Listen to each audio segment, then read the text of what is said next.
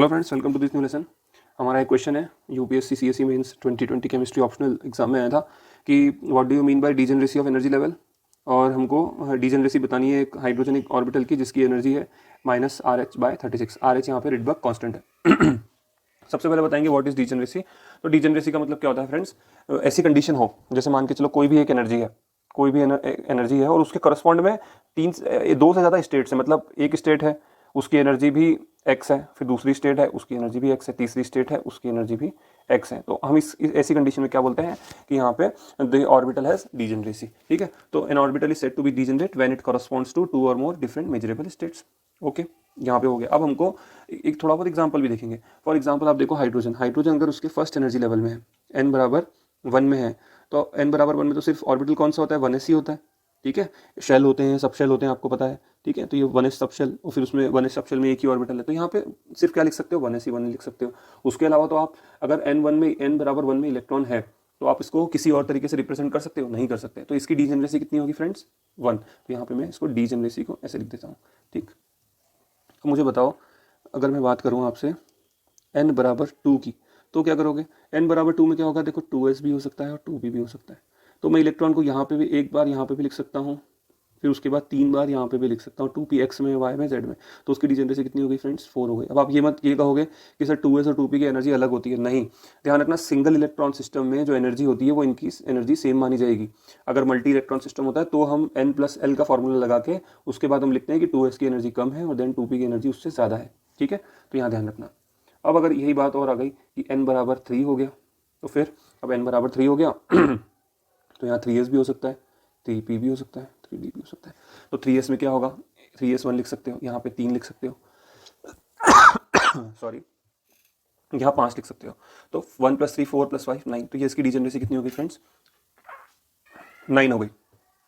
ठीक है, तो इस तरह से हम इसको, तो इस तरह से फ्रेंड क्या होता है, ये डीजेनरेसी होती है। अब यहाँ पे मैंने क्या करा था, यहाँ जब मैंने बात की थी तो मैंने यहाँ पे स्पिन को कंसीडर क्या किया था कि नहीं किया था, मैंने यहाँ पे स्पिन को कंसीडर नहीं किया था। अब वहाँ ये जैसे एक स्टेट है, मान के चलो ये 1s1 बनाया मैंने, ये हो गया। फिर मैंने यहाँ पे बनाया तो ये 2s में था इलेक्ट्रॉन, फिर वो 2p एक ऐसा, ये 2p खाली था, फिर यहाँ पे आया तो ये इलेक्ट्रॉन यहाँ आ गया। इसी तरह से मैंने एक स्टेट और बना दी।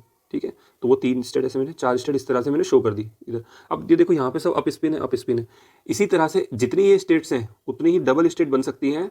अगर मैं स्पिन को क्या करूँगा, स्पिन को इसे डाउन कर दूंगा तो एनर्जी तो सेम रहेगी, लेकिन वो भी क्या होगी, वो भी इसकी डीजनरेट ही कहलाएगी। ठीक है, तो जब स्पिन करेंगे हम स्पिन को काउंट करेंगे तो हमारी जो डीजनरेसी है वो कितनी हो जाएगी फ्रेंड्स। जब हम स्पिन को काउंट करेंगे तो यहाँ पे हमारी 1 की 2 हो जाएंगी, यहाँ 4 की 8 हो जाएगी और यहाँ पे 9 की हो जाएंगी 18। ठीक है, तो इस तरह से तो आप देखोगे, अगर इसका हम एक जनरल सा फॉर्मूला डिराइव करेंगे तो आप देखोगे कि प्रिंसिपल क्वांटम नंबर होता है n, जो हमको शेल बताता है, और l होता है एजीमुथल क्वांटम नंबर, जो हमको क्या बताता है फ्रेंड्स, सब शेल बताता है। और l की वैल्यू कितनी होती है, l की वैल्यू हो सकती है 0 to n-1। अगर मान के चलो यहाँ पे करते हैं n बराबर 1 है तो l कितना हो सकता है, l 0 to n-1 हो सकता है, मतलब 0 to 0 हो सकता है। और अगर n बराबर 2 है तो यहाँ पे l कितना हो सकता है, 0 हो सकता है, 1 हो सकता है। 0 to 2-1, तो 0 to 1, तो 0 and 1, इस तरह से। m की बात करेंगे तो m ऑर्बिटल बताता है, मैग्नेटिक क्वांटम नंबर है, ऑर्बिटल बताता है, उसकी वैल्यू होती है +L2 -L। तो ये देखो, ये सब पॉसिबिलिटीज़ हैं। इन सारी पॉसिबिलिटीज़ को जब हमने समेशन किया, कैलकुलेशन किया, तो हमारे पास क्या आया फ्रेंड्स, हमारे पास फ्रेंड्स क्या आया कि डीजनरेसी जो है, डीजनरेसी वो किसके बराबर होती है, n² के बराबर होती है। आपने जो एग्जांपल करे वहाँ भी देखो, n बराबर 1 था, 1 का स्क्वायर, 2 था, 2 का स्क्वायर, 3 था, 3 का स्क्वायर। ठीक है, तो ये आ गया। अब ये कब हुआ, जब विदाउट स्पिन आपने कंसिडर किया। और यहीं पे आप विद स्पिन अगर काउंट करोगे तो ये क्या हो जाएंगी, सीधे डबल हो जाएंगी, तो 2 × वहां पे देख सकते हो। तो degeneracy without spin and with spin, तो ये हमारा हो गया। तो एक क्वेश्चन हम देखेंगे। एक क्वेश्चन आप मुझे बताइए कि क्वेश्चन है आपके पास कि what is degeneracy of hydrogen atom in second excited state, बताओ। तो अब देखो, थोड़ा सोच लो, पॉज कर लो, फिर बताना मुझे। ठीक है, हो गया आपका। अब देखो, सेकंड एक्साइटेड स्टेट का मतलब क्या है, n यहाँ पे, तो ये दिस इज n बराबर 1 2 and 3। तो this is first excited state, मतलब इलेक्ट्रॉन कहाँ पे, इस पे है। और सेकंड में क्या होगा, n बराबर 3। तो n बराबर 3 है तो n² निकाल लो 9। पर मैंने क्वेश्चन इसलिए करवाया आपको क्वेश्चन समझने के लिए कि ऐसे क्वेश्चन आते हैं कि what is the degeneracy of hydrogen atom in second excited state. अब क्या एक मुश्किल से 10 सेकंड लगे आपको, ठीक है। एक थोड़ा ट्रिकी क्वेश्चन और करते हैं। ट्रिकी क्वेश्चन ये है कि आपको बताना है degeneracy of hydride ion, degeneracy of hydride ion in second excited state. देखो फ्रेंड्स, अभी जो हमारा मेन क्वेश्चन था उस पर तो मैं आया नहीं हूँ, इस पे अभी तो बेसिक ही चल रहा है, ठीक है। तो degeneracy of hydride ion in second excited state, तो ये हमको करना है। अब देखो हाइड्राइड में क्या होगा, हाइड्राइड आयन जो होगा ना फ्रेंड्स, उसके अंदर होंगे 2 इलेक्ट्रॉन, H नेगेटिव एक आ गया, तो ये 1s2। अब इसकी फर्स्ट एक्साइटेड स्टेट लिखो जरा, 1s1 और दूसरा इलेक्ट्रॉन 2s1 में। अब जरा सेकंड एक्साइटेड स्टेट लिखो, सेकंड एक्साइटेड में 2s का जो है वो 2p में चले जाएगा, ध्यान रखना 3 इधर नहीं जाएगा, हाँ 2p में जाएगा, तो 2p का 1। अब इसको आप कैसे और लिख सकते हो, तो 1s1 2p x1 हो सकता है, 2p y1 हो सकता है, 2p z1 हो सकता है, ठीक है। तो ये तो कितनी हो गई 1 2 एंड 3। हम यहाँ पे स्पिन को कंसिडर नहीं कर रहे हैं, तो विदाउट कंसिडरिंग स्पिन इसकी डीजनरेसी कितनी हो जाएगी फ्रेंड्स, इसकी डीजनरेसी हो जाएगी 3। तो इस तरह से हमको ये बेसिक क्वेश्चंस को सॉल्व करना है। ये आया हुआ क्वेश्चन है किसी एग्जाम में, बेसिक टेस्ट किए थे उन्होंने, तो आप ध्यान रखिएगा, ठीक है। तो इसमें गलती मत कीजिएगा। अच्छा, अब हम आ जाते हैं हमारे मेन क्वेश्चन पे। तो ध्यान रखो इसमें पूछा है, ये हमारा ये लिखा हुआ है कि इसकी एनर्जी है माइनस में, इसको ध्यान रखते हैं। हमारी जो एनर्जी है वो कितनी है, -RH/36 ये है हमारे पास। इसका यूज़ करके हमको क्या फाइंड करना है, डीजनरेसी फाइंड करनी है। तो करते हैं। अब सबसे पहले देखो हाइड्रोजन की एनर्जी किस तरह से लिखी जाती है। तो हाइड्रोजन की जो एनर्जी है फ्रेंड्स, उसको लिखा जाता है 2π² m e⁴। इतना याद हो गया, या माइनस जरूर लगाना, ठीक है। 2π² m e⁴, ठीक है। उसके बाद ऐसे लिखते हैं इसको h² 4πε का स्क्वायर, ये इतना हो गया z² n²।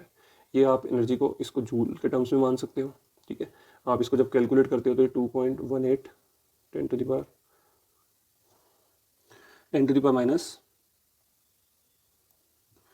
-1 सेकेंड 80, और ये फिर आप z² n²। इसी को आप इलेक्ट्रॉन वोल्ट में कन्वर्ट करते हो तो 13.6 इलेक्ट्रॉन वोल्ट जो हो जाता है, और फिर हमारा ये, ठीक है। और आप इसी को ही क्या करोगे, अगर ये जूल एनर्जी जूल में लिखा है हमने इसको, एनर्जी एच न्यू होता है ये, ठीक है। तो एच न्यू को मैं न्यू को यहाँ रहने देता हूँ, फ्रेंड। इसको थोड़ा सा एक सेकेंड, इसको मैं यहाँ पे एच न्यू है था, तो इसको न्यू एच को मैं यहाँ ट्रांसफर कर देता हूँ, तो ये क्या हो जाएगा, क्यूब हो जाएगा। और ये जो फिर फॉर्म में जो आया है, ये इस किस फॉर्म में आ गया, ये एनर्जी पर सेकंड के फॉर्म में आ गई, ठीक है। इसी तरह से मैं क्या कर सकता हूँ यहाँ पे, ये जो एनर्जी न्यू है, तो न्यू को मैं क्या कर सकता हूँ, c/λ लिख सकता हूँ, न्यू बराबर होता है c/λ, ठीक है। और फिर c को इधर ट्रांसफर कर सकता हूँ नीचे, तो ये जो पूरा जो आएगा आंसर वो किस में आ जाएगा, पर सेंटीमीटर में। देखो इतनी कहानी थी। ये जब एनर्जी के क्वेश्चंस करते हैं तब हमको पढ़नी होती है। अभी मेरा मकसद क्या था आपको बताने का मकसद ये था फ्रेंड्स कि जो हाइड्रोजन की एनर्जी हम जो लिखते हैं वो किस फॉर्म में लिख सकते हैं। आप देखोगे ये एक वेरी करता है, ठीक है। सिंगल इलेक्ट्रॉन सिस्टम के लिए एनर्जी है ये, ठीक है, energy of single electron system. तो यहाँ पे नेगेटिव साइन आता है, फिर z² आता है, n² आता है, और यहाँ पे कांस्टेंट आता है। क्या कांस्टेंट आता है वो, ये 2π² m e⁴ और h² h³ या जो भी डिपेंड करता है जो यूनिट है उसके ऊपर। तो ये जो पूरा कांस्टेंट है इसको हम क्या बोलते हैं, रिडबर्ग कांस्टेंट, ठीक है। तो अब हमारा अब ये इतना समझ में आ गया आपको, नेगेटिव ऑफ RH, ये इस फॉर्म में हम लिखते हैं एनर्जी को। अब ध्यान रखना हाइड्रोजन के लिए ये किसके लिए है, ये this energy is for single electron system. मतलब आप क्या लिख सकते हो, हाइड्रोजन, हीलियम, लिथियम। तो इसका तो 1 इलेक्ट्रॉन है, इसके 2 हैं, इसके 3 हैं। तो आप अगर Li लिथियम में 2 पॉजिटिव चार्ज लगा दोगे, सिंगल इलेक्ट्रॉन बन जाएगा। तो फिर ये वाला फॉर्मूला लिथियम के लिए यूज हो सकता है, ठीक है। अब आपने इसको हाइड्रोजन के लिए लिखोगे तो कैसे लिखोगे, इस तरह से लिखोगे, तो ये बन गया। अब आपको क्या दिया हुआ था, जो क्वेश्चन में क्या दिया था आपको कि एनर्जी जो है वो कितनी है, नेगेटिव ऑफ RH/36। तो ये इसको हम देखो यहाँ लिखते हैं नेगेटिव ऑफ RH/36। तो देखो ये RH सेम, इसका मतलब जो n² है वो किसके बराबर है, 36, ठीक है। तो हमारी डीजनरेसी किसके बराबर होती है, हमने फॉर्मूले में पढ़ा था degeneracy is equal to n²। तो हमारी डीजनरेसी कितनी हो जाएगी फ्रेंड्स, हमारी डीजनरेसी हो जाएगी 36, ठीक है। आप नीचे लाइन भी लिख देंगे अगर क्वेश्चन में मेंशन है। देखो यहाँ पे मेंशन था क्या, देखते हैं जरा। देखो यहाँ पे मेंशन नहीं था, find the number of degeneracy इसमें कुछ भी नहीं था मेंशन स्पिन या विदाउट स्पिन, तो आप वहाँ पे मेंशन अलग से करोगे कि if we are considering spin the degeneracy would be 2n², sorry for the sudden noise. तो आप मेंशन करेंगे अगर आप स्पिन देख रहे हैं तो 2n² तो मतलब 72 हो जाएगी, अगर विदाउट स्पिन देख रहे हो तो 36। तो ठीक है friends, thank you so much. अगर ऐसे आपको क्वेश्चंस और सॉल्व करने हैं तो आप मुझे मैसेज कीजिए 7001299079 पे। हम एक कोर्स रन करते हैं, उसमें इस तरह के आपको डेली 3 क्वेश्चंस प्रोवाइड किए जाते हैं। उसके अलावा वो क्वेश्चंस जो होते हैं फ्रेंड्स वो लाइव क्लास में भी हो सकते हैं और रिकॉर्डेड सेशंस में भी हो सकते हैं, एज पर आप अपनी रिक्वायरमेंट उसको देख सकते हो। क्वेश्चन सब प्रीवियस एग्जाम के होंगे, इसी तरह से डिटेल्ड एक्सप्लेनेशन होगा। आप एक ही क्वेश्चन था, इसमें आप देखिएगा कि एक ही क्वेश्चन में आपने काफ़ी सारे क्वेश्चंस कर लिए हैं। तो इस तरह से आपको क्वेश्चंस अगर चाहिए तो आप मुझे इस नंबर पर मैसेज करें। बहुत ही नॉमिनल फीस है, अराउंड अगर आप पर डे की देखोगे तो अराउंड 13 रुपीज़ या 14 रुपीज़ में आपको वो क्वेश्चंस मिल सकते हैं। ठीक है, और उसके बाद आपको असिस्टेंस भी मिलेगी और दूसरी जो नोट्स हैं या जो भी अदर चीज़ें हैं वो भी आपको दी जाएंगी। बट ये कमिटमेंट है हमारा कि हम आपको डेली के जो 3 रिकॉर्डेड क्वेश्चंस हैं वो ऐसे सब्जेक्टिव पैटर्न में आपको समझाएंगे। Okay, thank you so much.